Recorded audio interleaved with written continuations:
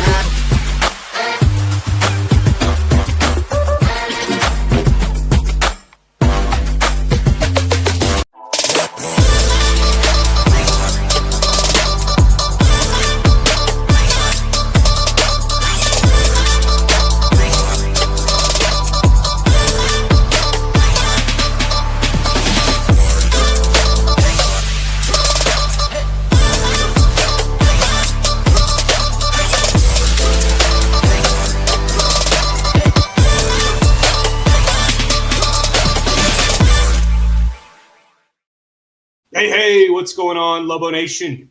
Happy Wednesday. I am Nick Nunez, joined by the voice of Western New Mexico Athletics, Ed Nunez. We've got a full show for you tonight on the Pit Press Live. We've got two guests lined up. First, we'll hear from Riley Frayne of Mid-Major Madness, and he also works for the Portal Report. Riley's work involves communicating with college basketball players and agents when they're about to get into the portal. He will help connect them with college basketball teams who are interested. He'll talk with us about what it's like for players getting into the portal, how much money is really being thrown around, and what are players being told by their agents. We hope to get into that discussion with Riley Frayne of Mid-Major Madness. And then at 8:30, we hope to be joined by Kurt Roth of 505 Sports Venture Foundation. Kurt will talk to us about UNM men's basketball, his thoughts on how Coach Eric Olin is going to rebuild the roster for 2026-2027, the re-signing of Uriah Tenet, and what Kurt thinks are the biggest needs for UNM men's basketball going forward. Please, if you're listening, if you're interested, please put a comment in the chat. If you like the discussion, if you have a question that you want us to ask either Riley or Kurt, please feel free to put that in the chat. Dad, probably the hottest topic of the day, though, when it comes to UNM athletics, was Lobo Athletics announcing Amy Egan as the 7th head coach in UNM women's basketball program history. You were at the press conference today at the Pit at 11 a.m. What were your impressions of what Coach Egan had to say? You know what, Nick, I thought the pomp and circumstance, they announced Ryan Berryman about, a month ago as the athletic director. They had the band, Lobo Lucy out there, Lobo Louie. And so today it's in the pit level upstairs. And again, I thought Frank Macagliano and the UNM staff over there, Steve Kirtland, they did a great job of setting this whole event up. And, she got there and they put the blazer on Coach Egan for the first time, gave her the jersey as you're picturing here. And then she mentioned about the Lobo Wolf sign, and she said she had done it wrong on the video, so I got a chuckle out of that. But she talked about the kind of offense, and I talked to Kenny Thomas about this afterward. She wants to run a lot of Princeton action. Somebody, I think Brad Benson from Channel 13 asked her what kind of offense can we expect. She mentioned the defense. Didn't get into defensive particulars, but talked about the Princeton offense, a lot of actions and sets being run at the top of the key with the 5. And I asked her, what kind of roster are you looking to put together in the portal, because the portal just opened. And she mentioned that looking for some 5s. She's still got some roster decisions to make here. You had one, Joaquim is leaving, the leading rebounder, and Adurakeb, and I asked JJ Buck about her, is staying. And so she's got a lot of roster spots to fill, possibly, and a lot of decisions to make. She mentioned her staff that was with her, that came with her from Lindemann University, and she's just excited to be here. So I thought the whole event, when you introduce a new coach, I thought it was great. I thought the enthusiasm was great. So it was a pleasure to be there. It really was. Got a comment here from Thrifty Gaming. Hey guys, seems like we're keeping the trio, Hall, Uriah, and Olin, feeling pretty good. We will dive deep into UNM men's basketball later on in the show. Right now we're talking UNM women's basketball. We got another comment here from Paula Bonilla 2983. Bella Hines, who is now in the portal. Well, Dad, let's talk about that. You mentioned the first challenge for Coach Amy Egan is rebuilding this roster.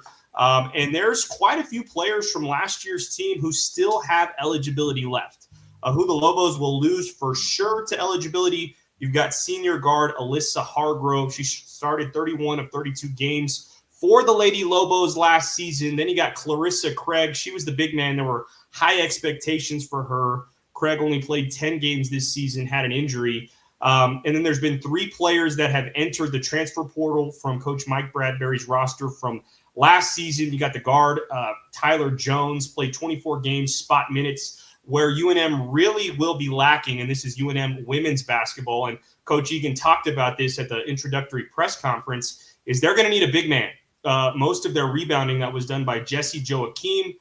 She averaged 5 points, 6.9 rebounds for Coach Mike Bradbury. She has entered the transfer portal. The redshirt sophomore Emma Nujima, she averaged 3.2 points and 6.3 rebounds for the Lady Lobos last season. The one returner that has been announced, you mentioned her. She was on the All Mountain West freshman team last year, Layla Abdurraqib. She averaged 7.5 points per game and shot 37% from the three-point line. Dad, I want to pull up UNM women's basketball's roster here real quick. Let me see if I can do that. And we can kind of highlight some of these other players that are still available. And Coach Egan talked about that. If you look at the roster, this is last year's team. The leading scorer from last year was Destiny Hooks, averaged 13.4 points per game. Kaya Foster was a freshman. I haven't seen anything from her yet. Cassia Antonio was the second leading scorer for this team. She was a junior college transfer. Really, their top 4 scorers are here. You got Destiny Hooks. You got Naili Padilla, another three-point shooter. And then Joana Magalhães from Portugal. You know, these are the top 4 that would be really nice if Coach Egan could retain them. And Coach Egan was asked a question about what conversation she's had from last year's roster. Here was her response. This footage is courtesy of Couch Potato Sports. I know we have some of the young ladies here. Thank you guys for being here today. We started the process with them first. I think it's very clear that there's some talent that was already here and still here. And so we started the process immediately with them, and it was individual FaceTimes, talks, and so forth with them to get to know them, to get to know why they chose the University of New Mexico, to educate them about us, our vision here, and also how we play. And so we spent some time doing that. And then hopefully in a lot of situations that led to second conversations with maybe them and their parents. And then, you get. So, Dad, that was head coach Amy Egan talking about her plans to speak with some of the roster from last year under Mike Bradbury. How confident are you, based on what you heard from Coach Egan, that she'll be able to keep players like Destiny Hooks, Joana Magalhães, Naili Padilla, some of the top scorers from last year's team? Son, I think we've seen, I don't think anything surprises us in college basketball in the portal. And I'll just go on the UNM men's side. I think JT Rock surprised people. I think, at the end of the season, he had played pretty well. He was counted on when Thomas Bouillon entered the portal. I think you were thinking, I was thinking, JT Rock's going to be the starter. Came on strong, development, showed an upside. So when you saw him in the portal, you're like, oh, okay. He's represented by an agent now. And so I think she has the right messaging. She's new. Some of these players might have not maybe think they can succeed better in her system. That's up to them to have that one-on-one conversation. But at the other flip side of that, Nick, and you know this, there might be other programs asking, or agents. We don't know. We had Yvonne Sanchez on last week. She mentioned that it's a whole different time now dealing with agents and dealing with other things that sometimes have nothing to do with basketball, but do, especially the NIL. Mega Ice would be nice. Destiny Hooks would be nice, but do they fit her system? When she mentioned, Kenny and I talked about that. He played at Sacramento with Pete Carroll, the ex-Princeton coach who has developed that Princeton offense. And I asked him about it. You can start the action, he said, as a wing. You don't have to be at the top. It takes high basketball IQ to run that system, son. It does. You don't dribble more than 3 times. Kenny broke that down, man. Just in a little brief conversation I had with him walking out of the pit today. So I think I was excited about that. They're going to put stress on the defense. Now, we didn't get to talk to her about her defensive system. So do these players fit in with what she wants? What's the conversation look like? She's had success. She's new. So what are they looking for? Are they just not sold on UNM anymore? Do they want out of here? Or are they going to listen and say, hey, maybe something I can stay for? Nick, JJ Buck and I talked about this. Coach Bradbury had his chances, right? And this year, Destiny Hooks had a good look. And it's you and I have talked about it, Nick, since you were young. The breaks of the game, man. The breaks of the game. And so now they move on. And so I think I looked at Coach Egan today. I liked her right away. Put on the blazer. You've got Lobo fans. Man, you got the media's there. The band Coach Olin is there. Coach X there. So Robert Portnoy's there. And so I think, she looks out there and she talked about the fan support that this program has. And I know she's excited about that. But as far as those players go, son, you just never know. I mean, I could talk to you today and you could say, yeah, I'm going to stay. Then the next day you get a call from somebody and you're in the portal. So we don't know. There's a couple of those players that I think will really help her. And hopefully she's successful in keeping them here. But we don't know until we know, until those players make their own individual decisions, what's best for them. This is Ruben Baez, 917. I was impressed with Coach Egan today at the press conference. Another thing that Coach Egan talked about, Dad, was winning recruiting battles in the state of New Mexico. And when we had Yvonne Sanchez on last week, we highlighted some of the players from New Mexico that are capable of playing Division I women's college basketball at a high level. You think about names like Harper Dunn, who's probably the most highly recruited basketball player out of the state of New Mexico in history. She's got over 30 Division I offers at this point. You've got Kea Benally, the Gatorade Player of the Year this year, the younger sister of Sydney Benally, who won a couple Gatorade Player of the Year awards herself, went on to play at BYU this season. You got Abby Pavia, Diego Pavia's younger sister, played at Albuquerque High, was on the All-Metro team, announced by the Albuquerque Journal, averaged 20 points per game. And then the one that everybody wants to talk about, and she's not a current player or a current high school player, but that would be Bella Hines, the former player for El Dorado High School, who set an APS record for most points scored by a girls basketball player. She played her freshman season at LSU. These were her numbers: 4.2 points per game, 2.2 rebounds per game. Some of her highlights in SEC play were 11 points, 5 rebounds, 2 assists versus Missouri, and then 10 points, 1 rebound, 2 assists versus Oklahoma. Dad, obviously retaining somebody like Bella Hines would be pretty difficult.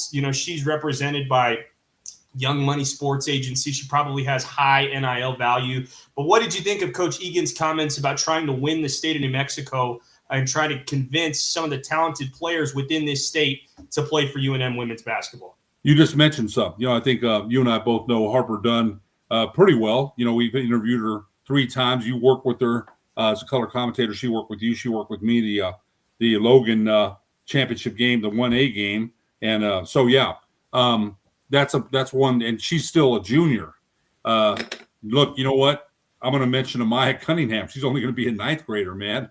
And I think the Bree Rohde's daughter at St. Pius. There's other talent that I think she's going to look at here in the state too, not just in the city of Albuquerque. There's statewide talent. I think the girl at Kirtland Central, Haley Naki, is a heck of a ball player too. So there's a lot of good players in the state of New Mexico. she had a lot of success in Lindemann. She's had great success. I'm anxious to see what kind of roster she's going to build. But I think some of the players you mentioned, I think would help her get off to a good start. But Nick, you and I both know this. They've got to fit a certain style that the coach wants. Coach Olin, remember, started a whole new team. No players left over from last year, won 26 games this year. So I think it's up to Coach Egan to see what kind of players she does want to keep. But some of the players on this current roster of the UNM women's team, I think, could help. Thank you for being with us on the Pit Press Live. We're reacting to UNM introducing Amy Egan as the 7th head coach in program history for UNM women's basketball. We're going to take a quick commercial break. When we're back, we will be joined by Riley Frayne of Mid-Major Madness and the Portal Report. This is the Pit Press Live. Not just a day or a week. This President's Day event lasts all month long at Capital Ford in Santa Fe. Find monumental savings on our best Ford selection, like a new 2026 Ford Escape plug-in hybrid, now $5,800 off MSRP. Or a new 2025 Ford Bronco Sport, just $400 a month, lease for 36 months. So hurry and save during this President's Day event all month long at Capital Ford in Santa Fe.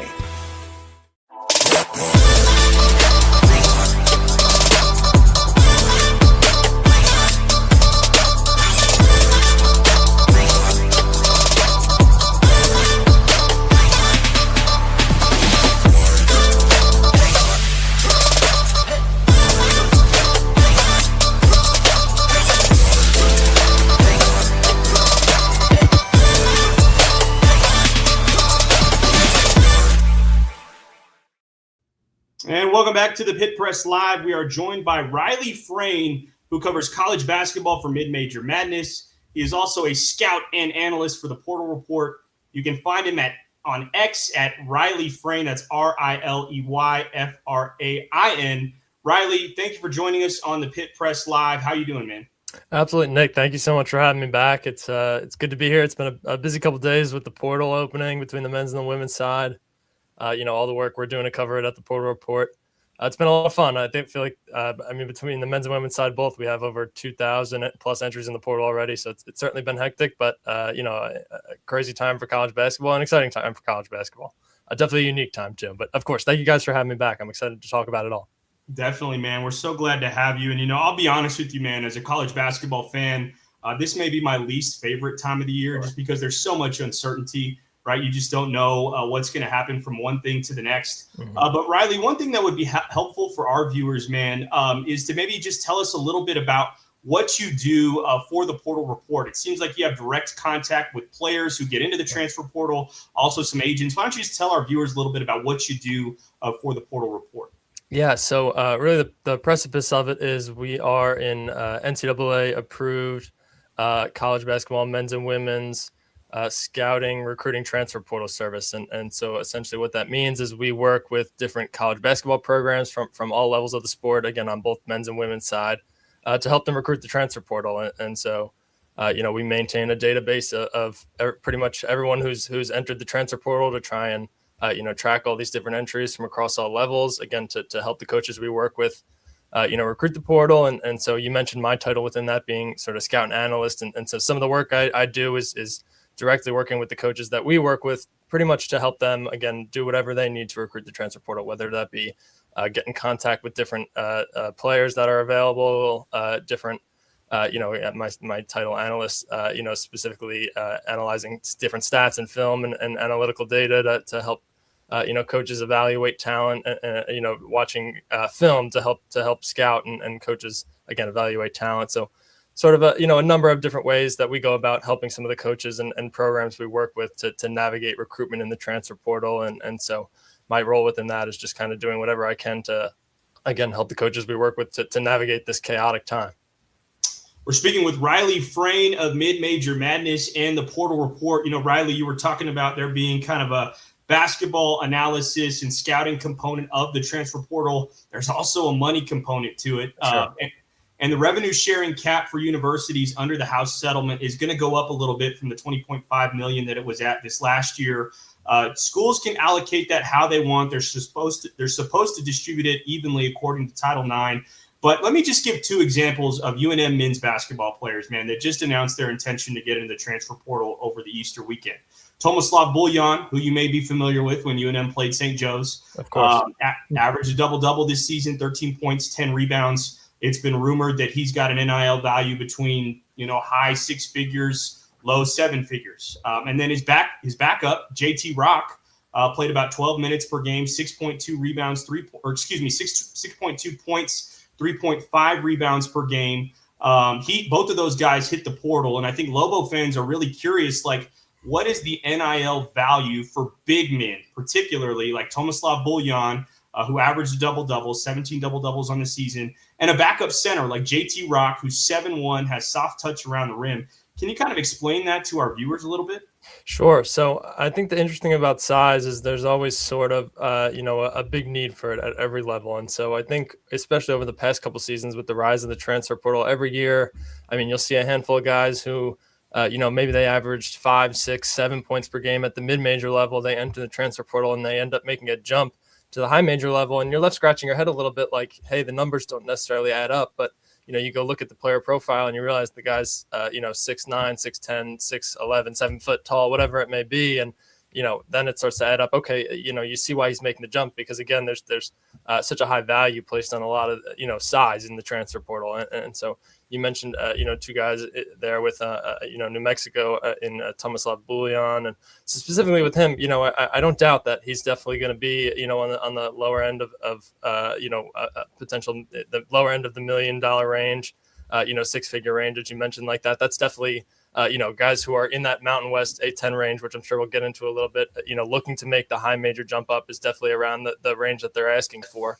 I think the interesting thing is I think back to a tweet last week from Evan Mia, who does just great work around college basketball and analytics in general. And he talked about, based on some of the analytics and the numbers that he'd gathered, that he's seeing about a 30% increase in NIL valuations this year. And just from talking to some coaches around college basketball and different things like that, that seems to be, a pretty close guesstimate to the valuation. So again, I don't have those numbers for sure, but just based on what people are seeing around the market this year, it seems to be like a 30% increase. That's a pretty large number, but again, just based on some of the numbers, 6 figures and 7 figures, and as things start to increase that have been thrown out there, it really doesn't seem, unfathomable that players, are going to take a big jump, that 30% jump as well. Once the contracts start to come out and we start to see a little bit of that money start to, officially make the rounds, obviously we haven't had too many commitments yet outside of a couple graduate transfers here and there. And, a few early guys, but yeah, I definitely look at some of the bigger men in the market,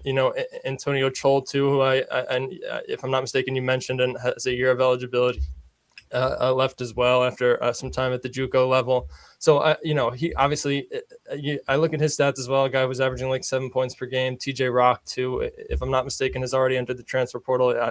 All the names that have entered the past couple of weeks or the past few days, excuse me, it's starting to get a little lost on me, but size, such an emphasis placed on it in the transfer portal. So, obviously I think Buljan is going to be a guy that we're seeing playing at the high major level next year. But I think if, a younger guy like TJ Rock, who's got a couple of years of eligibility left, has a little bit of, high major experience from his time at Iowa State, obviously I know he didn't play a lot in particular, but just being a part of that program, being in practice with guys of that caliber, I think you're going to potentially see him be a pretty highly coveted prospect this offseason.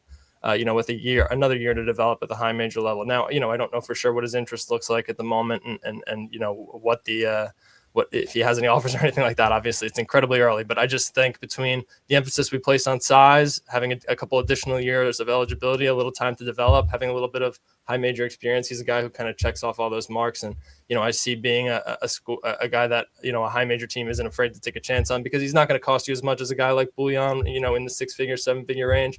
He's going to be a lot lower in the 7 figures market. I would think somewhere closer to 400,000, 300,000, somewhere around there. I don't necessarily know those figures for sure. That's a complete guesstimate. And of course it's really early, but a guy who I think high major programs would be interested in taking a potential shot on. So just to sort of round it out to my initial point, there's a real emphasis placed on size in the transfer portal. And I see those guys as potentially two guys who are going to take a leap this offseason.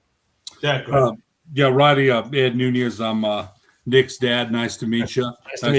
Nice to have you on again. But you mentioned a chaotic time in the portal in college basketball. And I think, I've been a Lobo fan since 1970, right? So Awesome. this is all new, the last couple of years, and we're seeing sure. that. But I think, to your point, this is happening around college basketball. I mean, in Tennessee basketball had women's basketball had 9 players in the portal. Mhm. Explain a little bit about that, because when I saw that Bouillon had transferred, I wasn't surprised. But JT Rock, I was like, okay, wait, that might have surprised me. Tomeo Pones in the portal. But you mentioned there's going to be an emphasis on size, so that's going to pay a little bit more money. Sure. I just talk about, again, people are saying they don't know if this is sustainable, man, this model, right? They don't know. But talk a little bit about, the changing times, and what do you see in the future with this NIL? Do you see this model sustaining itself for the next 2-3 years? What do you see? No, it's a fantastic question, Ed, and I don't know if I necessarily do, just based on the changing times. And I've been glad to see at least some people, maybe on the outside of college basketball, at least pitching different regulations, whether it be, and obviously we had, the president come down with some different regulations he'd like to pose on the sport, and we'll have to see how sort of the nature of the NCAA reacts to a lot of those regulations that have been posed. So yeah, it is a chaotic time, and it's an interesting time. And at the transfer portal, we find, we're even sort of figuring it out as we go along, because things are constantly changing as we go. But yeah, I mean, to your point, Ed, the money, I mean, for a lot of these guys, it's just about getting a little bit more money. And I don't want to say it's definitely not the case for everyone. I mean, as a St. Joe's fan myself, I think back to last year when we had Eric Reynolds return for his 4th year with the program, and he ends up becoming the school's all-time leading scorer, which is a fantastic story. And unfortunately, it's not something we're going to see, very often in college basketball. But again, those stories do happen. And, we got to see a couple of them this year. I think to this Miami, Ohio team, who I was lucky enough to cover in the NCAA tournament, and that being a team that, wasn't necessarily built in the transfer portal. I had a couple transfers sprinkled in, but mostly built off returning guys. And so there's changing times, but thankfully we do still have some good stories like that. But I think back to your initial point about if I think this is sustainable, it's really tough. And again, I'm happy to see some of the regulations that have been posed. I'm interested to see how they navigate the salary cap, because I mean, we saw reported earlier this offseason that Kansas was spending close to $20 million on their NIL just on men's basketball alone, which is, having a football program. I don't really believe that the number was frankly that high. I have to imagine it was somewhere closer to 10, 11, 12, something like that. Of course, they're offering a little NIL on the women's side, I would imagine, as well. But still, just the numbers are only going up, and so the sustainability of it, I don't think is necessarily there. I'm interested to see again what the NCAA does with the salary cap, how they work to impose it. Nick, you mentioned on the intro that because of it's supposed to be spread evenly throughout programs, within your athletic department, and for the most part, definitely does not seem to have been the case, especially for schools that have football programs, like a lot of the schools in the Mountain West Conference. And so, yeah, I mean, I don't necessarily know how the NCAA is going to react. I think I've seen a lot of different ways to go about it posed. I've seen things like 2-year contracts for players, something that maybe I'm a little bit biased on the mid-major side, but something I'm interested in is maybe having to pay a finder's fee for high major schools who are bringing transfers up. I think there's a lot of different ways you could go about it, particularly with contracts now being such a big thing on the NIL side. Maybe there's different ways to add things into contracts if players get bought out the following year to go to a bigger school. The previous school can get some type of fee or different things like that. So, I'm certainly not a lawyer and on the contract side of things in that regard, but I think there's a lot of different ways they can go about it. I think the NCAA needs to kind of step up and initiate some changes. I'm excited to see how things, change this offseason. I think the exciting thing was we saw them push the window back a little bit this offseason. I'd still maybe like the transfer portal window opening to be pushed back, because, I mean, you think back to 2 weeks ago in the midst of the NCAA tournament when we had kids, quote unquote, announcing their intentions to enter the transfer portal. And coaches essentially, that being an indicator for coaches essentially to reach out. And the transfer portal didn't open officially until yesterday. So you couldn't even, officially enter your name into it outside of, or excuse me, as a Division I player, you couldn't even officially enter your name into it as of yesterday. So it's a chaotic time. There's a lot of changing, to that initial that point just a moment ago. I'd love to see them push the window back maybe till after the Final Four fully, give it a full week after that. So every program sort of has maybe time to navigate coaching changes and different things like that.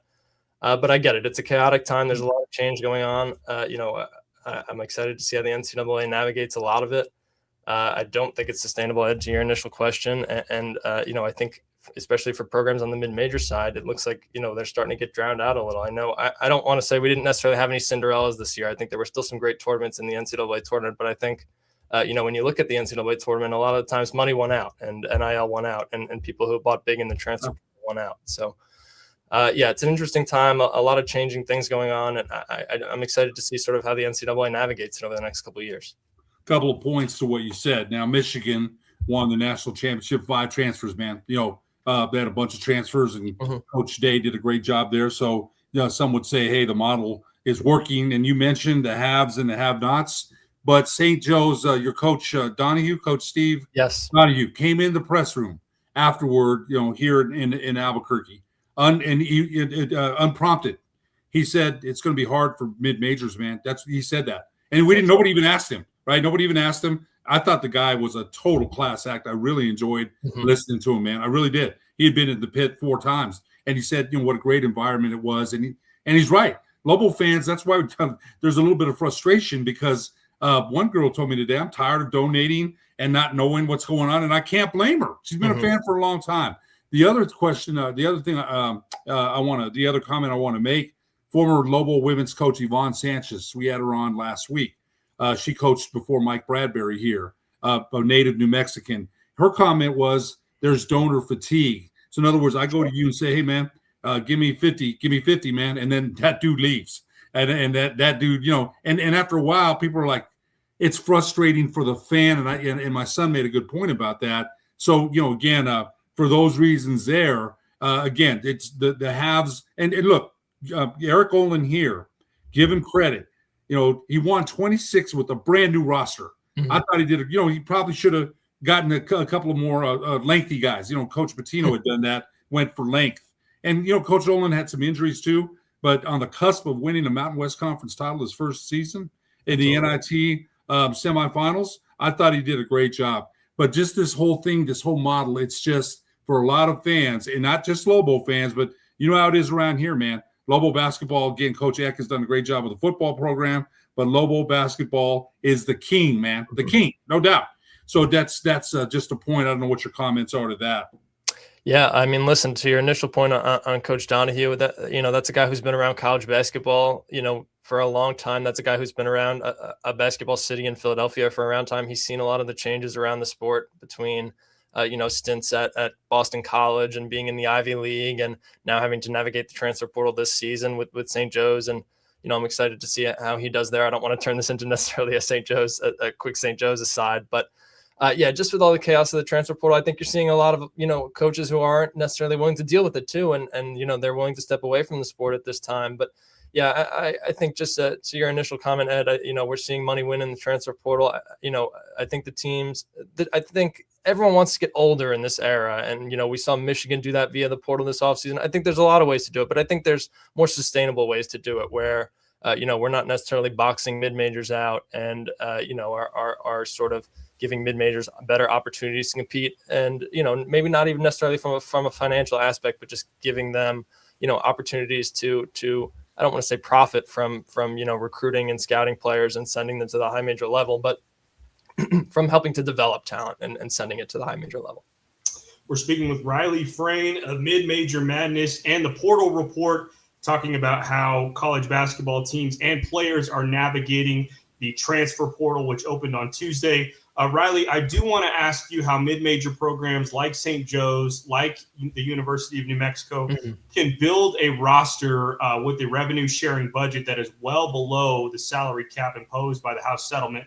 Before we get there, though, man, I did want to ask you one question about the prevalence of agents representing players this season compared to last season. I'm going to put JT Rock up on the screen here. We've talked about him, the Lobo Reserve big man who announced that he was going into the transfer portal on Easter Sunday. JT Rock is a guy who played 12 minutes a game, averaged 6 points and 3.5 rebounds per game. We've talked about how there is a high price tag for big men in the transfer portal. They're somewhat of a rare commodity. But can you just educate our viewers on how prevalent it is for agents to be representing pretty much any player in the transfer portal as we see it this season compared to last season? Sure. I mean, I would say the majority of players coming out of the Division I level are represented, and even a handful coming out of the Division II level, especially with the jump we've seen in the past couple of years of D2 talent coming up to the Division I ranks because of experience and different things of that nature, and whatever it may be. And because of that, I think a lot of guys feel like they're behind if they don't have an agent.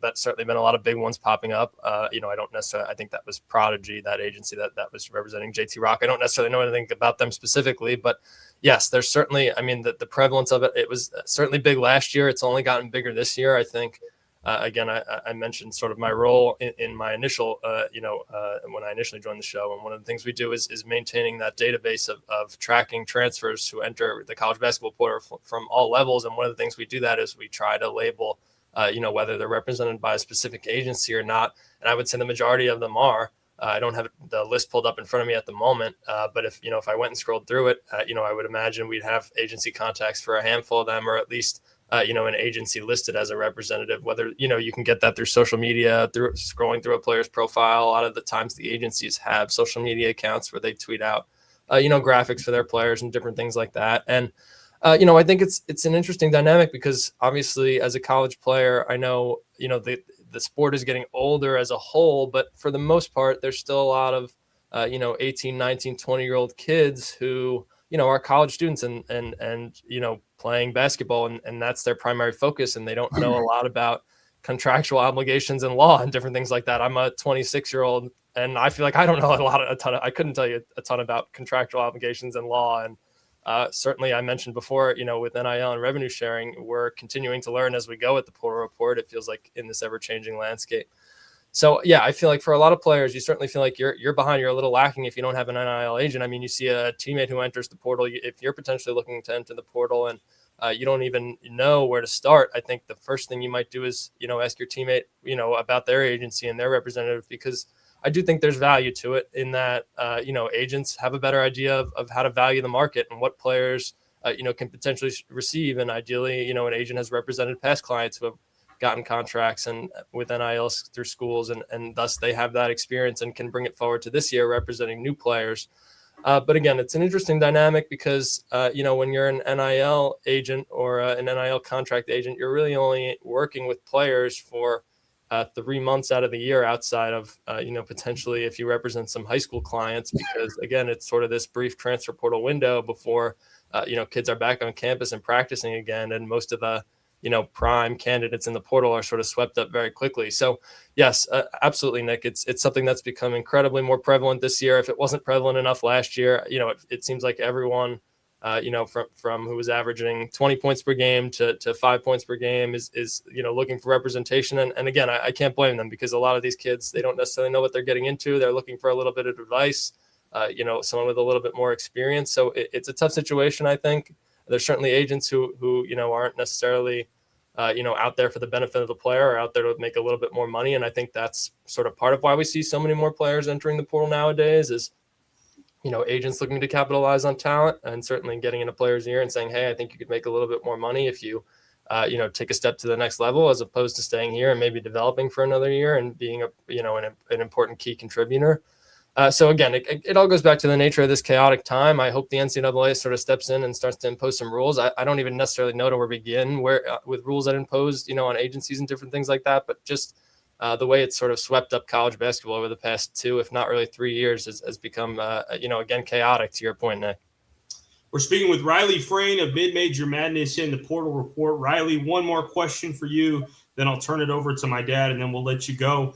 But the initial question I posed to you, man, mid-major programs like UNM, like St. Joe's, are a little bit different than some of the Power 4, Power 5 schools who can pay student athletes close to that revenue sharing cap of $20.5 million.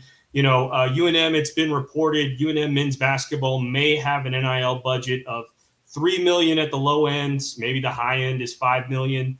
But if you're a coach or a general manager for one of these mid-major programs like UNM, like St. Joseph's, how do you build a roster? I mean, do you spend $500,000 on your top playmakers, your top scorers? And how do you allocate that money to build a roster. What can you share with us about that? Yeah, it's definitely a fun thought exercise. If you have 5 million and you sort of guesstimate that maybe a guy looking to take a step up to the high major level is looking for somewhere from like 500,000 to 600,000, or maybe even a little more than that. Sort of how would you allocate that between, a starting lineup, a bench, and obviously total sort of go down the less minutes you're going to play. But yeah, I mean, I look at specifically conferences like the A10 and the Mountain West, where, I think if you look at the KenPom metrics, that's 6 and 7 right there in their national conference rankings, the Mountain West being 6th and the A10 7th. So sort of in that upper tier of mid-major, if I know some people don't necessarily like those labels, but for the sake of this conversation, sort of right below that Power 5, Power 6 conversation. I know there's so much fluidity with conference alignment, and that's a whole other conversation we could get into on another time. But,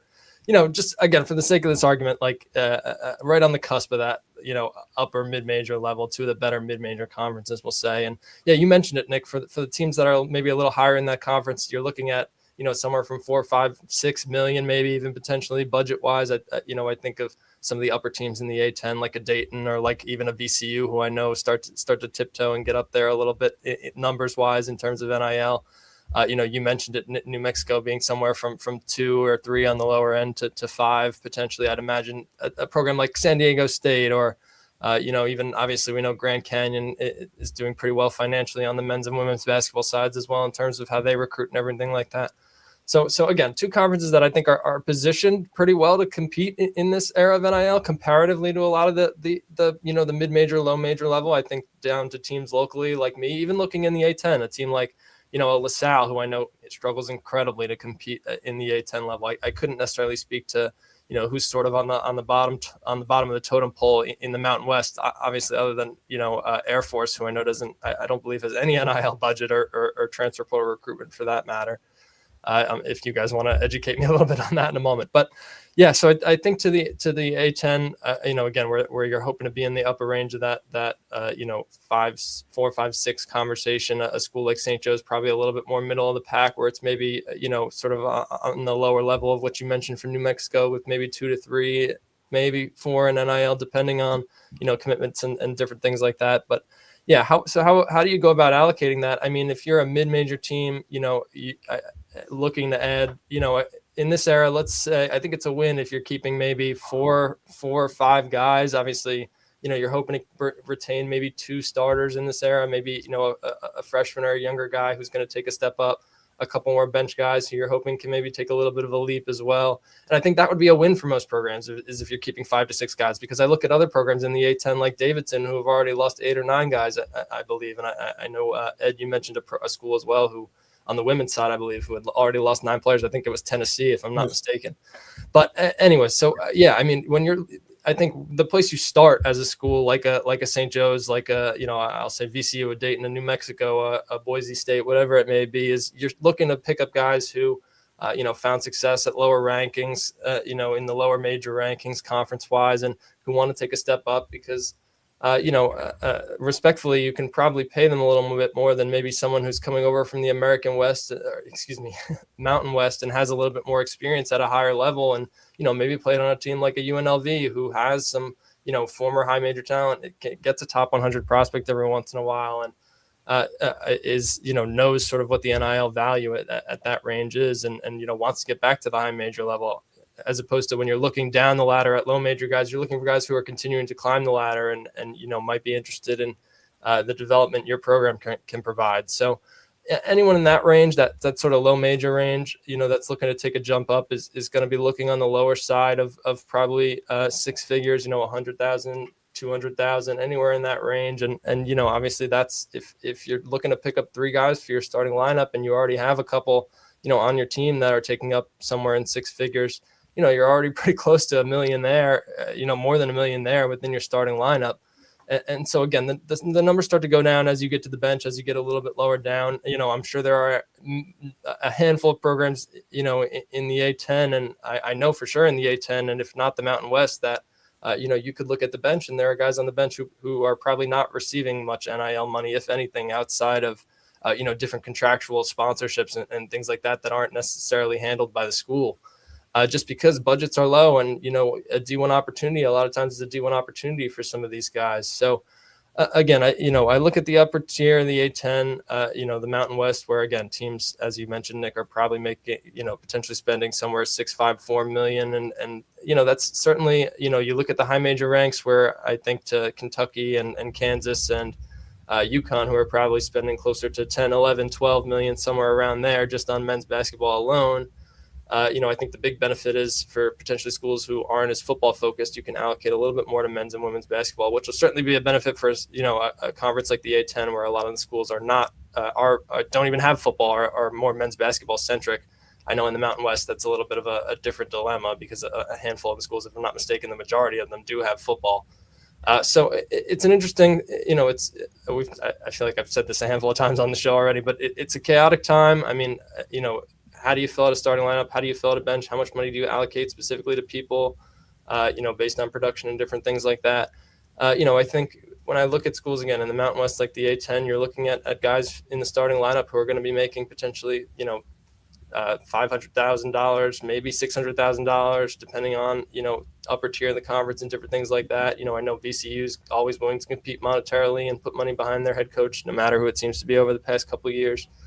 And again, there's always teams at the bottom of the conference who are going to struggle to compete. I think LaSalle, Fordham, different schools like that. But, the good thing about it is even in this era of NIL and money and revenue sharing, I think there's different ways to go about generating money. I look at the A10 who won a couple games in the NCAA conference tournament this year and some of the payouts that the conference will get from, those wins in the tournament and how that trickles down to all the different programs. And the benefits that success brings, a rising tide lifts all boats, we like to say in this era, the transfer portal in particular. So yeah, again, I don't necessarily know, if there's a plug and play answer for how everyone is going to go allocating, their money, because again, even if you look at a conference like the A10, you go anywhere from a couple $1 million in NIL budgets to, maybe a couple $100,000 in NIL budgets at the bottom. So it's tough to compete for everyone, but I think the interesting thing is, conferences like the A10, the Mountain West, the teams that are sort of on the upper tier are uniquely positioned to compete, maybe in this era of NIL. And I think we've seen that in the NCAA tournament this past couple of years with, again, a couple wins from both conferences. I think over the past 2 years in the NCAA tournament. So it's a tough time for mid-majors, definitely getting boxed out. And, when you look at a lot of the high major talent, but I definitely think there's interesting opportunities in recruiting and navigating and how you spend NIL and different things like that makes exciting opportunities for mid-majors in this era. We've been speaking with Riley Frayne of Mid-Major Madness and the Portal Report. Riley, we really appreciate you joining us on the Pit Press Live. Again, please tell our followers and viewers where they can find you. Sure, absolutely, guys. Thank you so much for having me, Nick. It was it's always good to hear from you, and Ed, it was great to meet you too. I look forward to following along with your coverage as well. But of course, just for those listening, you can find my coverage just on X on social media at Riley Frayne, RILEYFRAIN, as Nick sort of mentioned in the open. I do a lot of college basketball coverage for Mid-Major Madness, men's and women's, obviously that being with sort of a mid-major focus. So conferences like the A10, the Mountain West, of course, but really college basketball all over the country. And then, of course, we've been working hard at the Portal Report, keeping track of everything going on in the transfer portal over the past couple of days. So you can check out my work, again, at Riley Frayne on social media. But, of course, check us out at the Portal Report, too, because we've got plenty of different, interest list and offers and kids entering the portal and posts going up all crazy over the last couple of days. It's been absolute chaos. So, if you're just looking to keep an eye on the portal and see what's going on there, it's definitely not a bad place to come check out. So again, Ed, Nick, thank you so much for having me. I really appreciate it. It was, it's I don't want to say it's the most exciting time of the year, but it's a chaotic and an interesting time of year in college basketball. So appreciate you guys having me on to talk a little bit about it. Absolutely. We'll definitely have you on again down the road, maybe towards the end of the transfer portal. For sure. Again, yeah, that was Riley Frayne of the Mid-Major Madness in the Portal Report.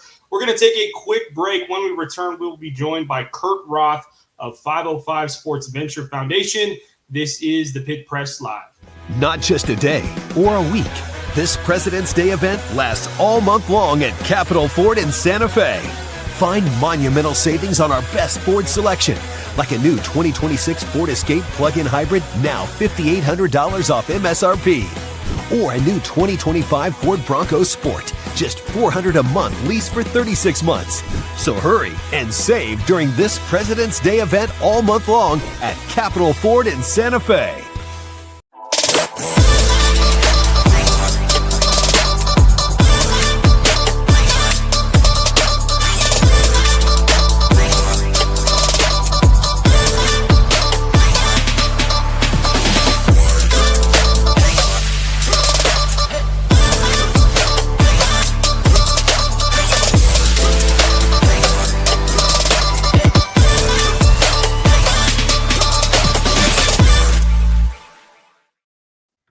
Welcome back to the Pit Press Live. I'm Nick Nunez, joined by Ed Nunez, and now we are joined by Kurt Roth of 505 Sports Venture Foundation. Kurt, thank you for joining us tonight. How are you doing?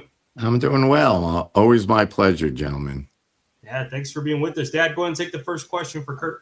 Kurt, I don't know if you heard Riley Frayne. There's, as you know, and you know this more than anyone. You got Nick and I always watch you from press row.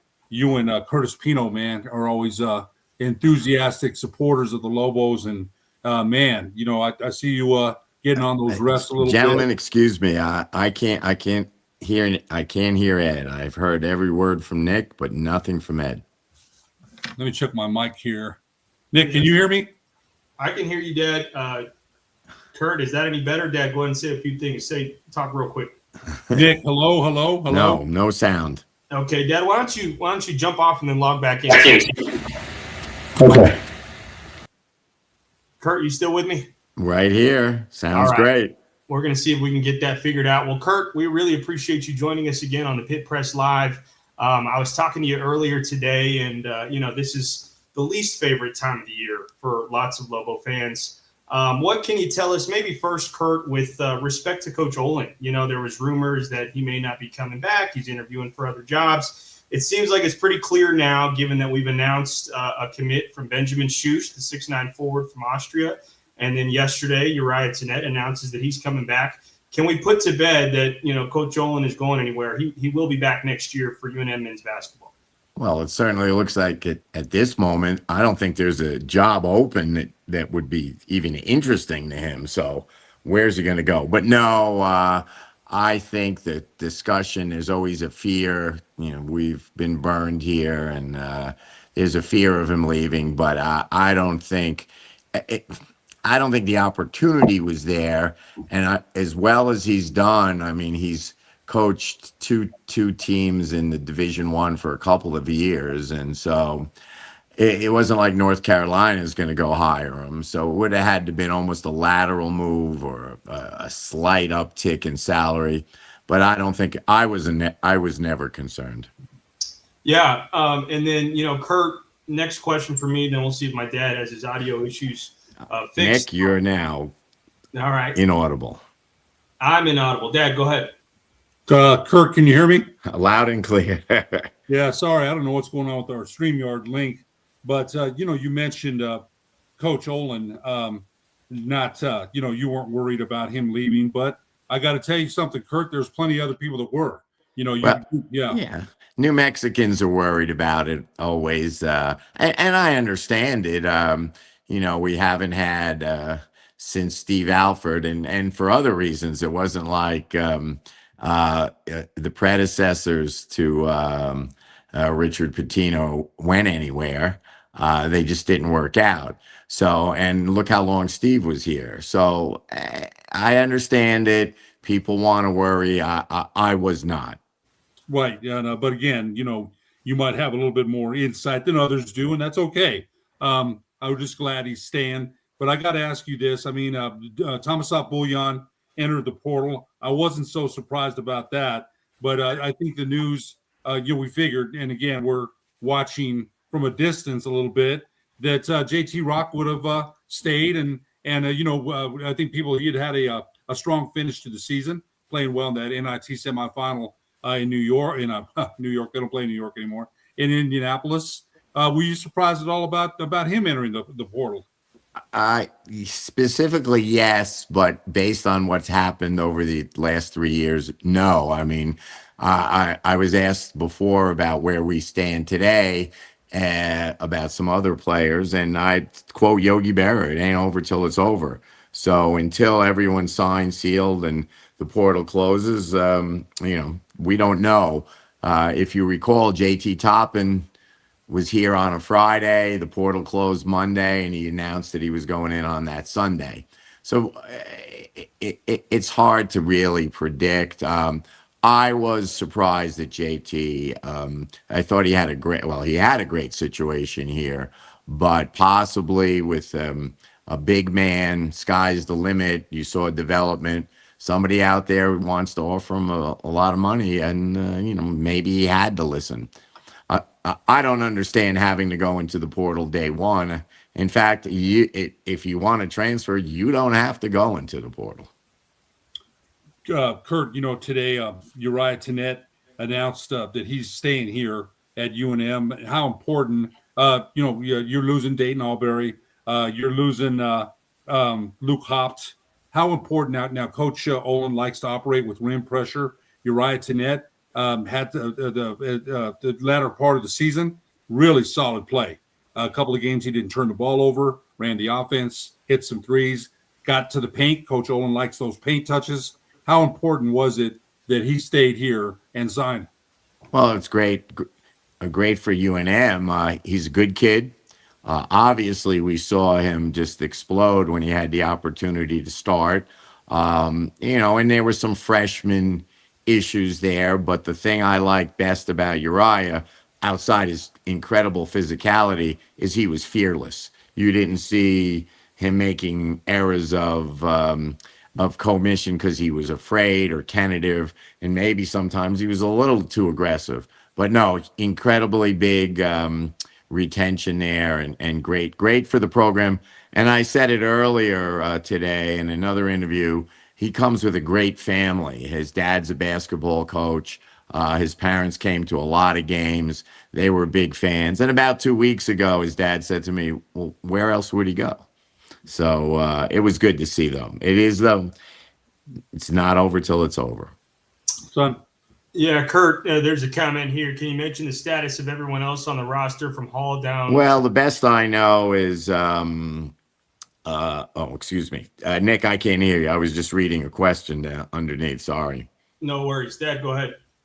Okay, the comment was, can you mention the status of everyone else on the roster from Jake Hall down to Red Shirts and Tomeo Pones? Well, I believe we saw Tomeo go into the portal. I think he was just looking for time. I don't think it was a money issue. He knew, I think, that especially if Jake Hall does come back, and that's not completely settled until he signs another deal. So I think Tomeo is looking at the possibility of going somewhere else and playing more. Our red shirts are still up in the air. The two red shirts, the young Patton, he has a health problem. I don't think he's going to play Division I basketball next year. And I don't know if his older brother yet has made a decision. What about Antonio Chol? If any news on him? He's got one more year left. No news. I wouldn't be surprised if Antonio enters the portal. I don't think it's a bad thing to say. Second half of the year, he was a disappointment. And between the opportunity, I mean, he wasn't starting at the end. And he had a couple of games, last game, I believe, a couple of games, key games in the Mountain West where he put up 0 points. So there may be some mutuality in Antonio moving along. Yeah, he had started out pretty well, and I thought he played well in the middle, but he just his shot, and I saw that in Indianapolis, and even here they were back rimmed, and he shot, I thought, with confidence. In the Tulsa game, he just couldn't get it to fall, and wasn't a physical help on defense and rebound. And I think the way that Coach Olin might have thought he was. But I got to ask you this, Kurt, because Lobo fans are going to hold their breath until they hear that Jake Hall's coming back. Now, you said that's not a done deal until he signs something, but is it 60-40, 70% he's coming back? What do you think? I don't know. I think it changes every day. Well, I know Jake fairly well. I've been with him outside of the basketball arena. I've been on the golf course with him. Great kid, highly, highly competitive, very confident. And a kid like Jake may feel that he wants to play in the P4. He wants to play with a perennial contender. I don't know that. I've never heard him say that. He's been with Coach Olin. Coach Olin met him at a basketball camp when Jake was 14, and they've been tight since. It's no issue if Jake were to leave. It would be no issue with the staff, with the program, with Albuquerque. His brother and his family are coming this weekend. His brother's a crackerjack point guard. But Jake, the competitor Jake is, may cause him to look for a higher plateau, let's say. But I have no more insight than I did 2 days ago. And if you talk to people, other people close to the program, that temperature can change hour by hour. Well, Lobo Nation will definitely, you know how it is around here, Kurt. You've been around a long time. They're holding. I know I'm probably like, oh, is he coming back? But you mentioned his brother's coming down for a visit, so maybe I think that's a good sign. But again, he's got a lot of decisions to make, and as you mentioned, temperature changes from one day to the next. Son, try again. Kurt, can you hear me? No audio from me. Go ahead, Dad. Okay, all right. So, Kurt, you might want to mention to Lobo fans. Okay, so they want to build around Uriah Tenet, the roster, and obviously Jake Hall if he comes back. What are the other challenges facing Eric Olin coming back in his second season here? Particularly if Jake doesn't come back, what are the challenges in building a roster for next season? Well, replacing Jake will be a big challenge. But I was listening to your guest before, and I didn't hear the beginning of his talk. But I think as of today, when you take out the guys who are graduating, whose eligibility is up, we're going to see almost 50% of scholarship basketball players in the portal. So with a very good staff, a keen eye for talent, there's going to be a lot of fantastic ball players out there who won't be getting these big looks, these multi-million-dollar or million-dollar deals from the P4. So there's a lot of talent out there. But clearly, I'm holding my breath on Jake. So that's one. That would be a really big, obviously, get. We've got to get the 5 position, strengthened up.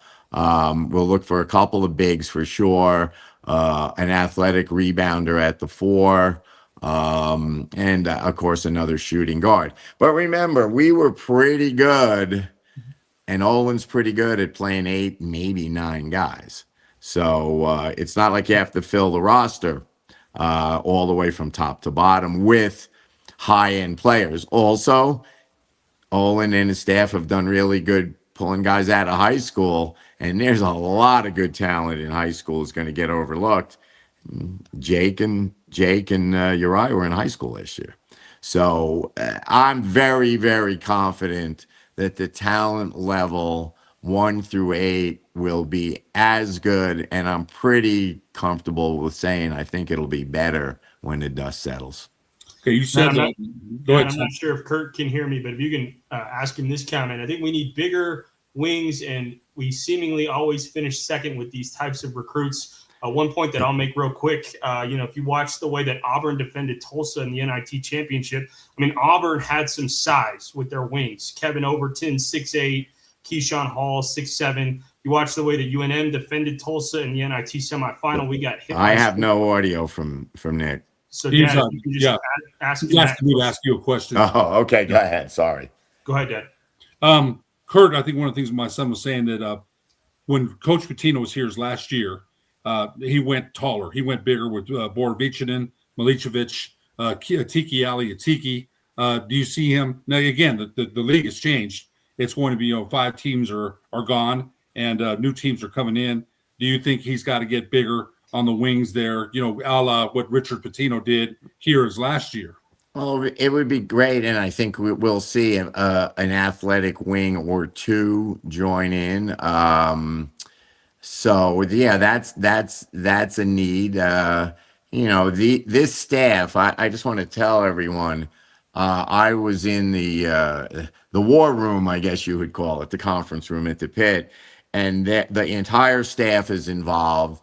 And the technology is amazing. You can type in a player, and they have a program or a subscription where you get video highlights of, I'm assuming, every player in the portal. His stats pop up. So they are working, full time on the portal. So there are a lot of athletic players. There are athletic players, I'm sure, on the P4 level who want an opportunity to play. And that's why we're seeing so many of these guys go in.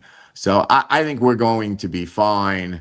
I'm hoping, fingers crossed, that we get an announcement that Chris Howell will have another year of eligibility. That's in the works. No one said anything negative about that. And we didn't get a good look at Chris this year. He was hurt one game into the Mountain West season. And that, led to the emergence of more playing time for Luke Hopt. Chris is like a coach on the court. He's played, at St. Mary's at San Diego. He is familiar with the system, and a healthy Chris Howell would be a major addition to this team, and I'm counting on it. It seemed to me when I read in the paper the other day, Kurt, that Chris Howell seemed to be a long shot to me. So you're thinking they're going to grant him that eligibility? I'm hoping. I think the first attempt was through the Mountain West, which is kind of wishy-washy on that. I think the NCAA is much more liberal, as we've seen. We've got G League guys playing college ball.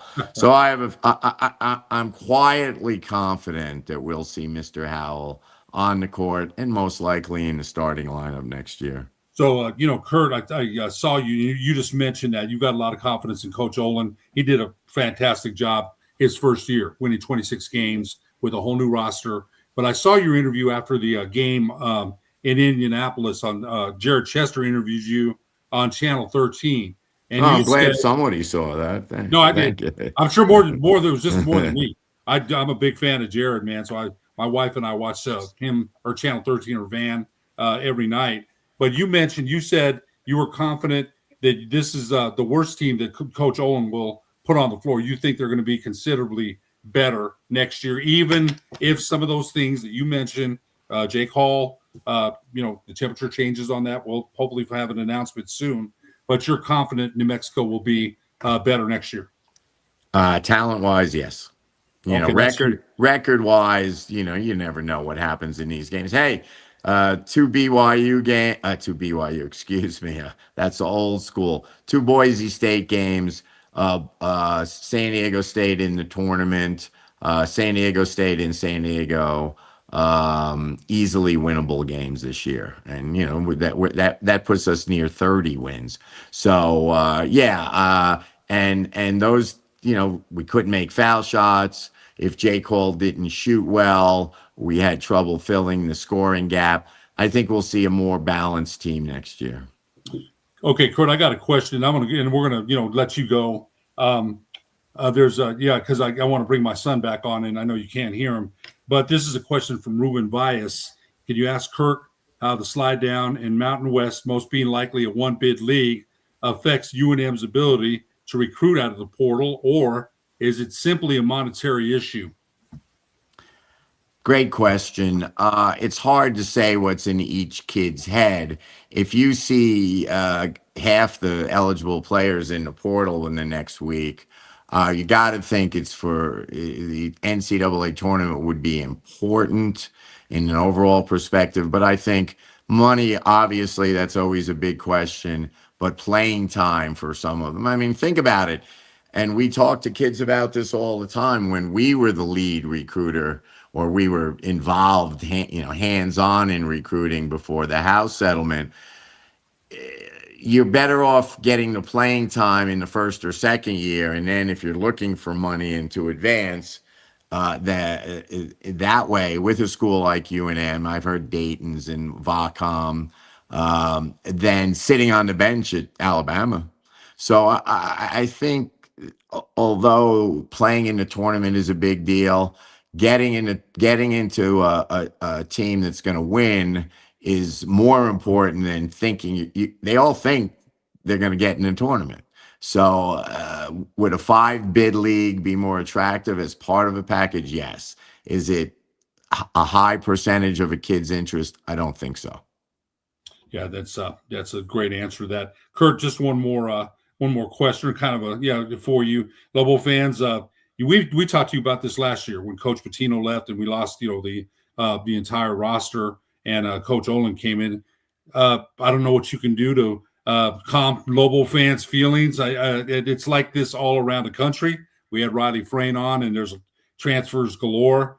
This is just kind of the new norm, and how do you think New Mexico is set up to deal with it? All of these changes and transfers and NIL. Where do they sit in having to deal with this? Well, it's an interesting time. One of the things that I haven't heard mentioned in a while, and I heard it throughout the year, especially with the success of Coach Eck and Lobo football, is that in 2029, TV contracts run out and there's going to be another realignment, and UNM needs to be in position then. Well, you've got to get in position now.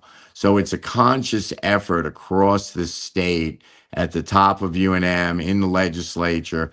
Are we going to fund this program to make it attractive to a bigger conference or a new Pac-12 or whatever it is in 2029? Well, you can't wait till December 28th to do that. So it's a real issue at the top.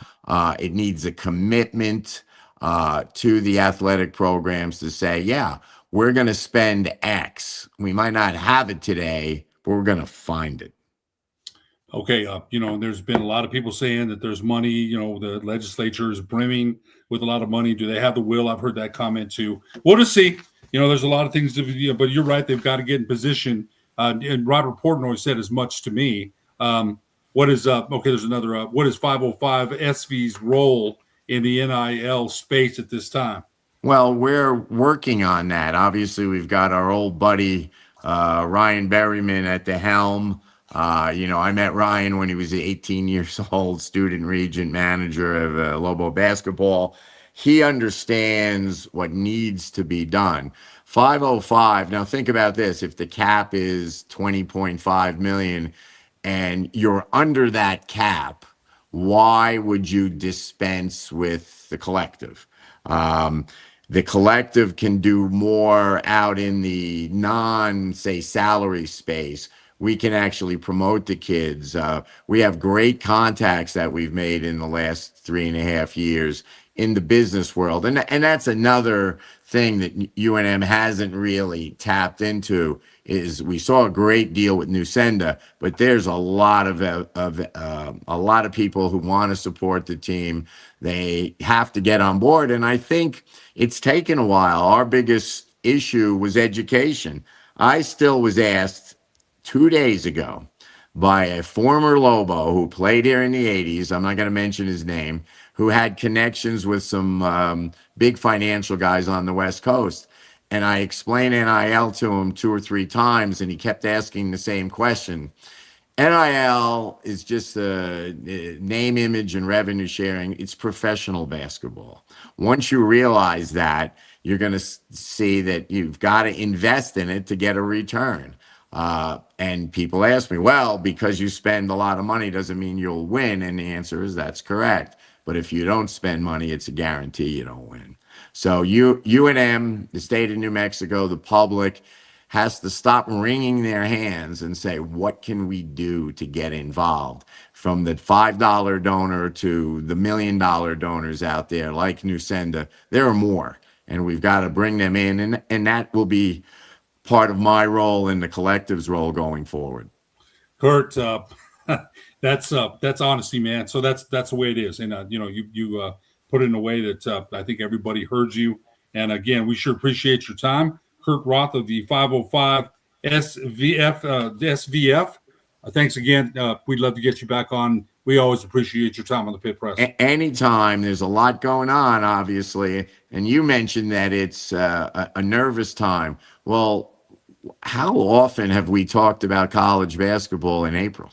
So, it keeps the interest going. The national championship game had the highest viewership in 7 years. It's become like the offseason in the NFL and Major League Baseball. There's chatter going on. And you know what? The new team will be in the pit working out in 7 weeks. June, they'll have kids in there. So it's right around the corner. So I think it's an exciting time, an uncertain time, but UNM's in a really good spot. That's good to hear. Kurt Roth, once again, thank you. We're going to take a break. We'll be back on the Pit Press Live after these messages. Thank you. Not guys. just a day or a week. This President's Day event lasts all month long at Capital Ford in Santa Fe. Find monumental savings on our best Ford selection, like a new 2026 Ford Escape plug-in hybrid, now $5,800 off MSRP.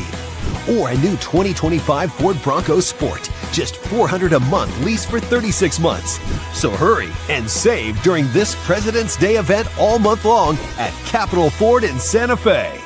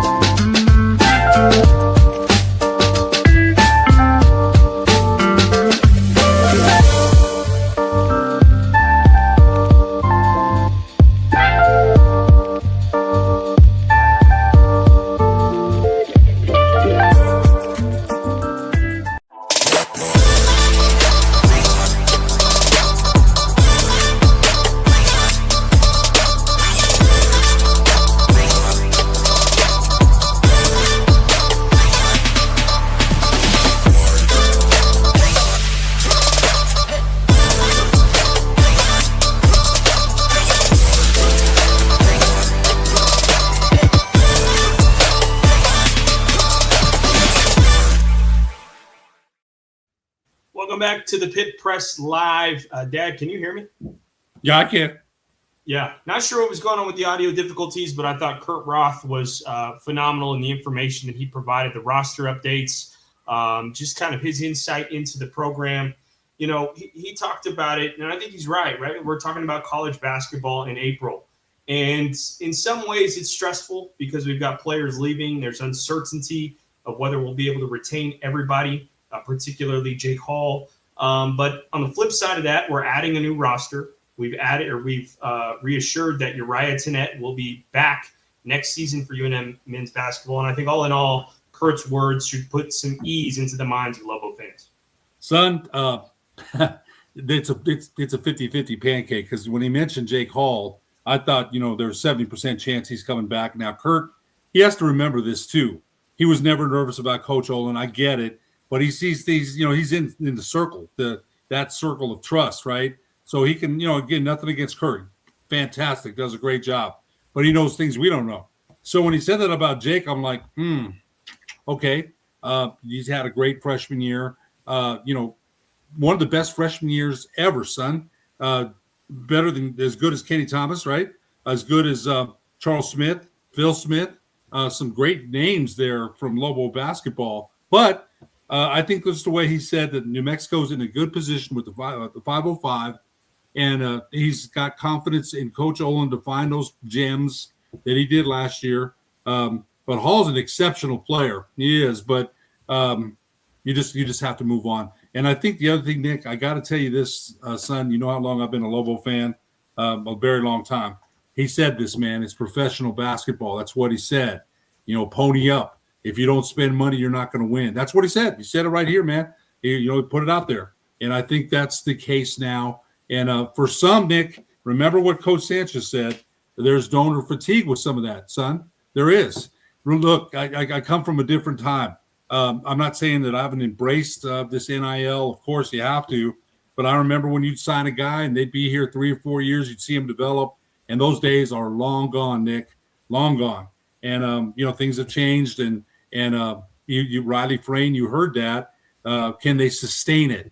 Steve Singletary, one of our commenters, doesn't think so. And Steve's been on a lot of our. Steve listens to a lot of sports, man. You know, he knows. So do our other commenters. But Nick, in the meantime, what do you do, man? What do? You just you got to embrace. You got to move forward. And you know, if you're donating to the 505, you heard what Kurt said. There's another comment that the Lobo football program, support them, right? Football drives revenue. Coach Eck is looking to have another great season. Son, it all ties in, man. You know. And so there's some things he said that I liked. And there's some other things that as a Lobo fan that has been a Lobo fan for as long as I have, gave me a little bit of pause. I'm not going to lie. This is the Pit Press Live. I am Nick Nunez, joined by Ed Nunez. Our first guest was Riley Frayne of Mid-Major Madness in the Portal Report.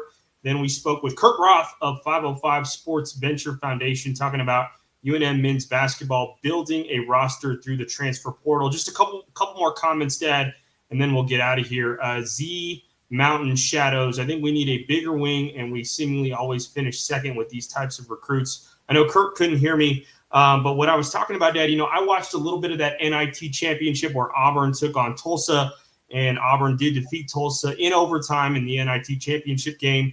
But Tulsa shoots 6 of 26 from the three-point line against Auburn.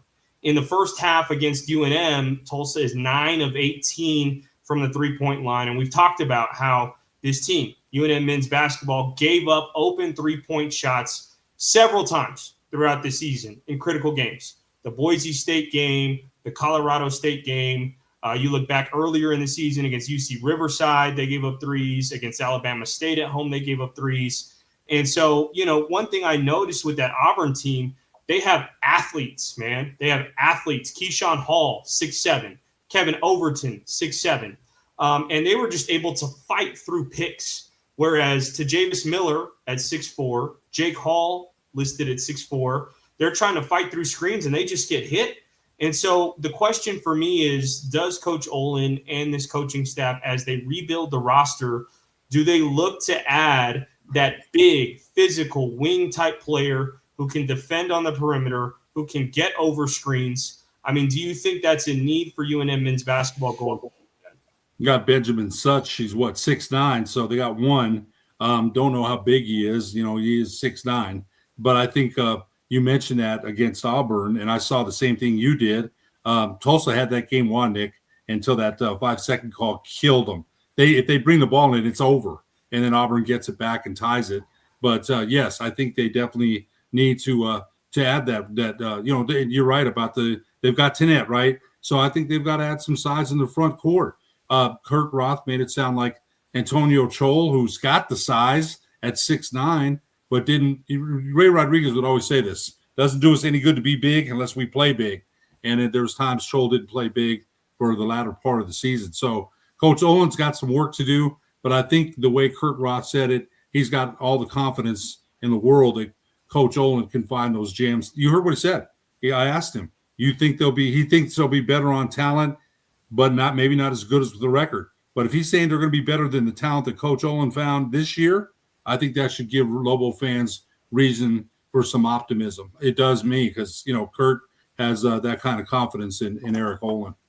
Reading a few more comments here. This is from Joe the Jeweler, who coaches club basketball here in the Albuquerque area. His son plays for La Cueva boys basketball. I agree. Coach Olin has proven that he can win with a bunch of 1 to 3 star players. Do we need more athletic player? Absolutely. However, I believe in Lobo Nation and players want to play in the pit.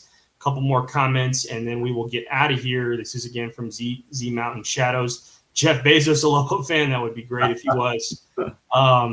This is a good one here. Crazy Lobo 12. Sounds like Hull might not come back.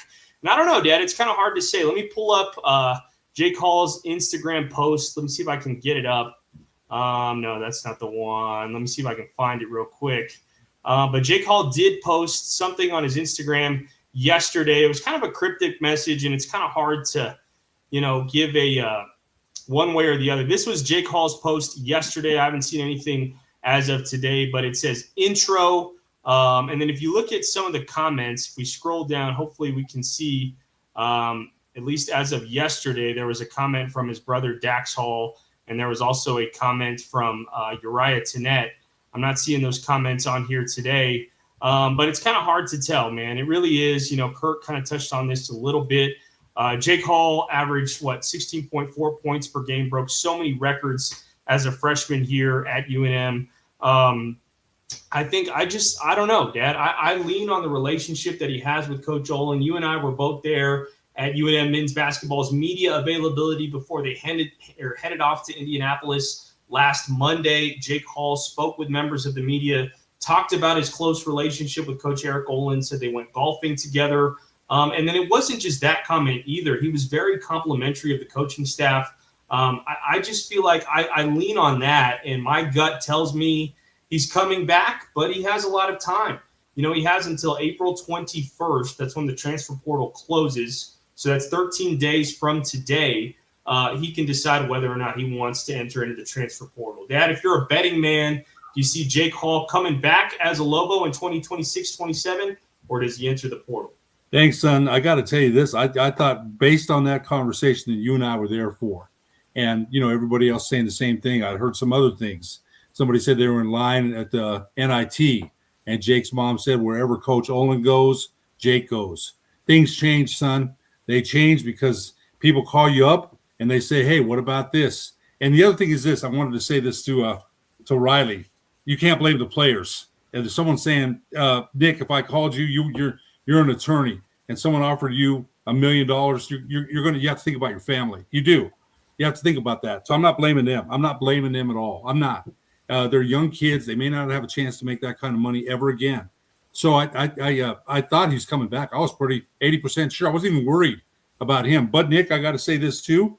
If he doesn't, does that free up some more NIL money that they're going to pay him? You never know who's going to be around the corner. You have to think like that. If he moves on, he moves on. I was hoping he'd stay because they wanted to build around Tannett and Hall and then add pieces around them.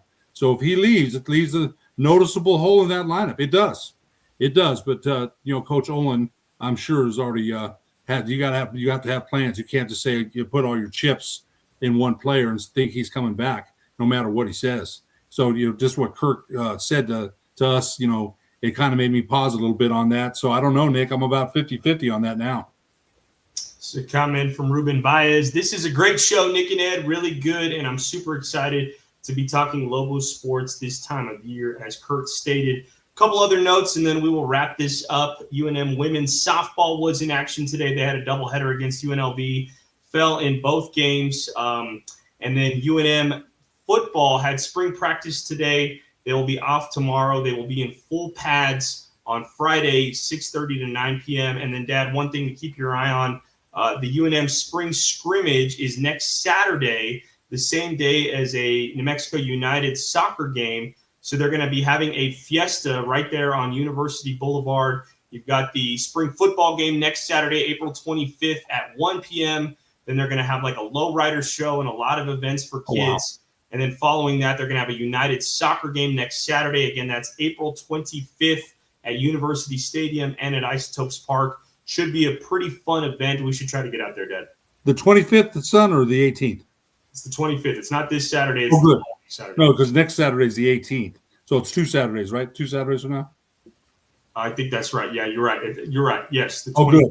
Good. I didn't want to miss. No, shoot. I'll be in Silver City. I won't be able to see that game either. But I wanted to say one more comment from Ruben Baez. Ed, Nick is killing it with the wardrobe tonight. You might have to upgrade and start bringing the sport coat out. Son, did I buy you that sport coat? Did Mom and I buy you that? You did not, man. This was from my own hard-earned money. Okay, yeah. And you know what? My son's an attorney, works for the Department of Justice and under Raul Torres, and my wife and I are very, very proud of him. So once in a while I get to say that I'm a proud papa. So, yeah. Appreciate that, Dad. Appreciate that. Once again, this has been the Pit Press Live. Our first guest was Riley Frayne of Mid-Major Madness and the Portal Report.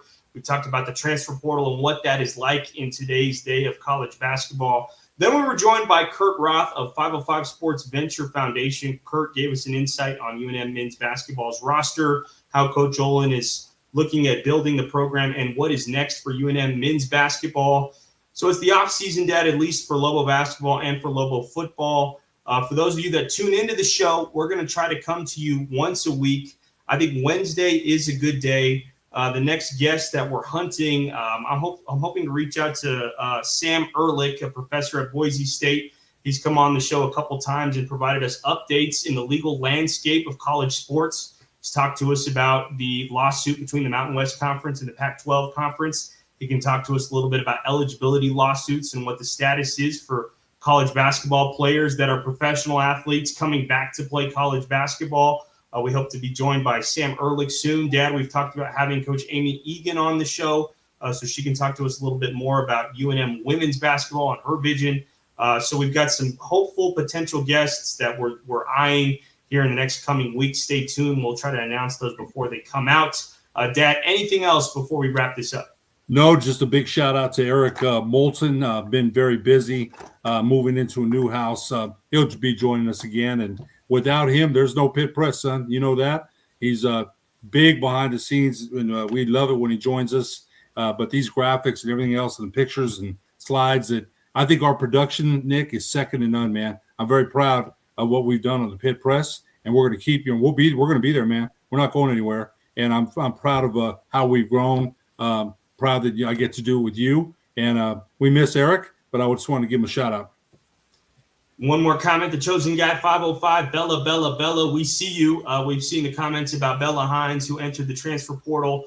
Dad, maybe you can reach out to Michelle Hines, her mom, and see if we can, if not get her on, at least talk to her a little bit about what her thoughts are and what her next move is. But this has been the Pit Press Live. I am Nick Nunez. This is Ed Nunez. The owner of the Pit Press is Eric Moulton.